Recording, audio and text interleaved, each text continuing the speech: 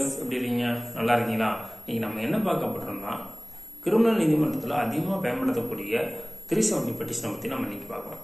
இந்த 370 பெட்டிஷனை எதுக்காக கொடுக்குறாங்க அப்படின்னா, குற்றச்சாட்டப்பட்ட நபர் இன்று நான் நீதிமன்றத்துக்கு நான் வர முடியாது அப்படி தெரிவிக்கக்கூடிய ஒரு பெட்டிஷன் 370 பெட்டிஷன். இந்த பெட்டிஷனை யார் கொடுப்பான்னு கேட்டீங்கன்னா, குற்றச்சாட்டப்பட்ட நபர் ஒரு வழக்கறிஞர் நியமிச்சிருப்பாங்க. இந்த நியமிக்கப்பட்ட வழக்கறிஞர் தான் டைரக்டாக நீதிமன்றத்தில் கொடுப்பாங்க. இந்த கொடுக்கக்கூடியதுனால 370 பெட்டிஷன் எவ்வளோ ஸ்டாம்ப் போட்டுவாங்க அப்படின்னா 20 ரூபா ஸ்டாம்ப் போட்டுவாங்க. உங்களுக்கு ஒரு சந்தேகம் வரலாம், இந்த பெட்டிஷன் கொடுக்கல அப்படின்னா ஏதாவது பிரச்சனை வருமானு கேட்டீங்கன்னா கண்டிப்பாக இந்த பிரச்சனை வரும். ஏன்னு கேட்குறீங்க, இந்த பெட்டிஷன் உங்களுக்கு கொடுக்கல அப்படின்னா உடனே உங்களுக்கு பிடிவாரண்டு போட்டு குற்றச்சாட்டு நபர் இந்த பெட்டிஷன் எதுக்காக ப்ராசஸ் பண்ணுறாங்கன்னு கேட்டிங்கன்னா, குற்றச்சாட்டு நபர் ஒரு வழக்கறிஞர் தொடர்புலையோ அல்லது நீதிமன்ற தொடர்புலையோ இருக்கணும் அப்படின்னு தெரிவிக்கிறதுக்கான இந்த பெட்டிஷன் பண்ணுறாங்கன்னா, குற்றச்சாட்டு நபர் வெளியே எங்கேயும் போயிடக்கூடாது. இது அதுக்காக இந்த ப்ராசஸ் பண்ணுறாங்க. ஓகே ஃப்ரெண்ட்ஸ், பார்க்கலாம். பாய்.